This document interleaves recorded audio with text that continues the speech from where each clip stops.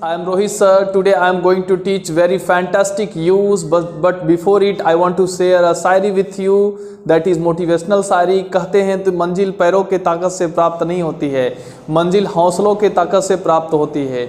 तो आइए हम बहुत ही इंपॉर्टेंट टॉपिक को पढ़ाने जा रहे हैं, देखते हैं और समझने का प्रयास करते हैं। जैसा कि मैं पहले से व्हाइट बोर्ड पे लिखा हूँ, use of has to have to. Has to have to का पहचान देखते हैं क्या होता है। हैज़ टू हैव टू का पहचान है पढ़ता है, पढ़ती है, पढ़ते हैं, ना है, नी है, ने है। जिस हिंदी वाक्य के मुख्य क्रिया के अंत में यदि पढ़ता है, पढ़ती है, पढ़ते हैं आ जाए, या ना है, नी है, ने है आ जाए, तो उसके लिए हम हैज़ टू हैव टू का प्रयोग करते हैं। आइए देखते हैं हैज़ टू का कहाँ प्रयोग करेंगे और हैव टू का प्रयोग कहाँ करेंगे। जैसा कि मैं पहले से लिखा हूँ कि ही, सी, इट एंड नेम के साथ हैज़ टू का प्रयोग करेंगे। आई, बी, यू, दे के साथ हम हैव टू का प्रयोग करेंगे। इसका पहचान पहले से बता दिए हैं और इसका प्रयोग माय डियर फ्रेंड्स मजबूरी और बाध्यता के लिए किया जाता है। यदि जिस वाक्य में मजबूरी और बाध्यता का भाव प्रकट हो तो वहाँ हम किसका यूज करेंगे, हैज़ टू और हैव टू का। जैसा कि मैं इसका रूल भी पहले से लिख दिया हूँ। अगर हम इसका सेंटेंस बनाएंगे तो इस पे कैसे सेंटेंस बनाएंगे रूल के माध्यम से समझते हैं। जैसा कि मैं यहाँ पहले लिखा हूँ सब्जेक्ट। दुनिया के किसी भी वाक्य को यदि आप बनाना चाहते हैं तो उसका शुरुआत कहाँ से होता है, सब्जेक्ट से होता है। सबसे पहले हम सब्जेक्ट लिखेंगे और सब्जेक्ट यदि हमारा एक वचन का होगा तो हम हैज़ टू का प्रयोग करेंगे।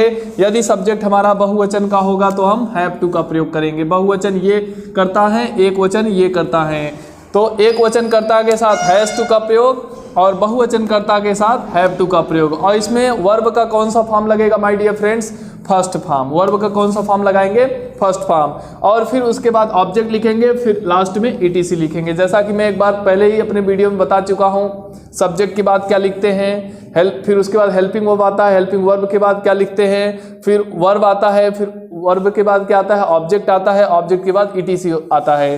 तो ये रूल है सेंटेंस बनाने का, इसके माध्यम से हम बहुत आसानी से वाक्य बना सकते हैं। ये रूल पहले ही हम बता चुके हैं। तो आइए एक वाक्य देखते हैं और समझने का प्रयास करते हैं। जैसा कि मैं पहले से लिखा हूं कि मुझे रोज दवा खाना पड़ता है। मुझे रोज दवा खाना पड़ता है। रोज दवा खाना मेरी क्या है, मजबूरी है।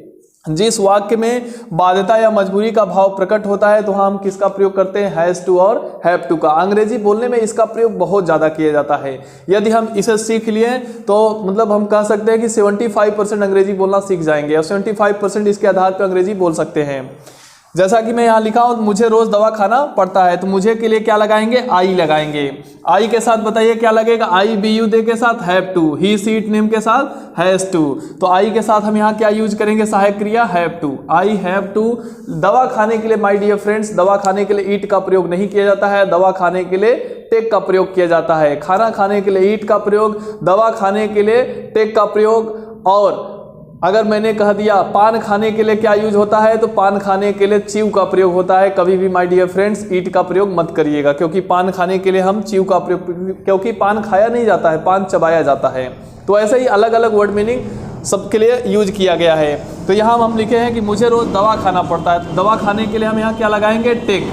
I have to take medicine.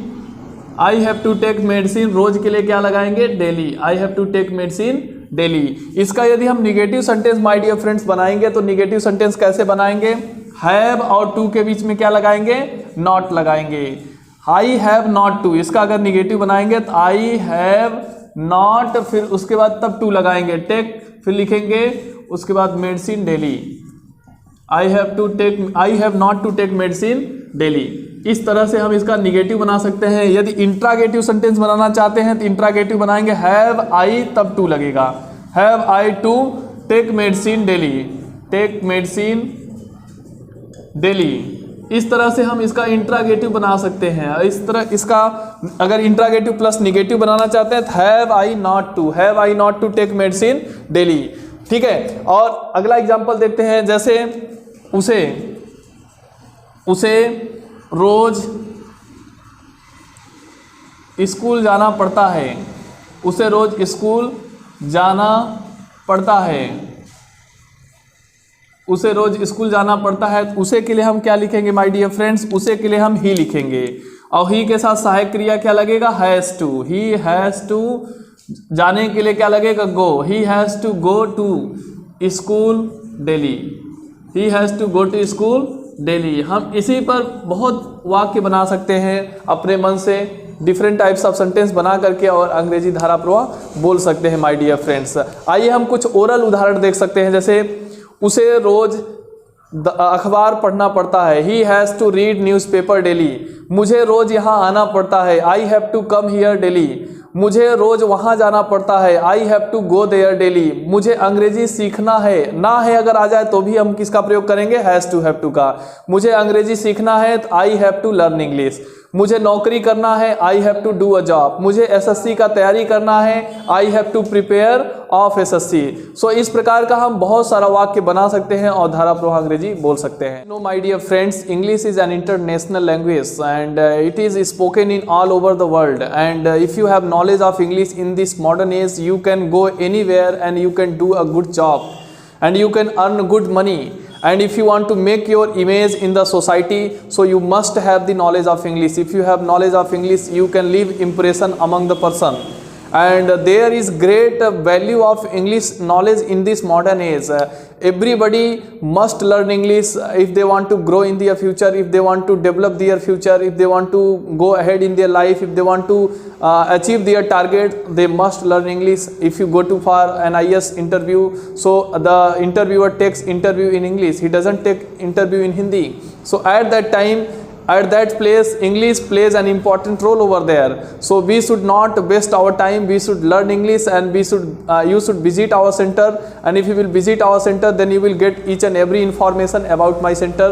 So I request you, and I not only request you but also I guarantee you that if you come to my center, I will teach you English fluently in just 3 months. So please come and visit my center once, and you will get each and every knowledge about my center. That's all.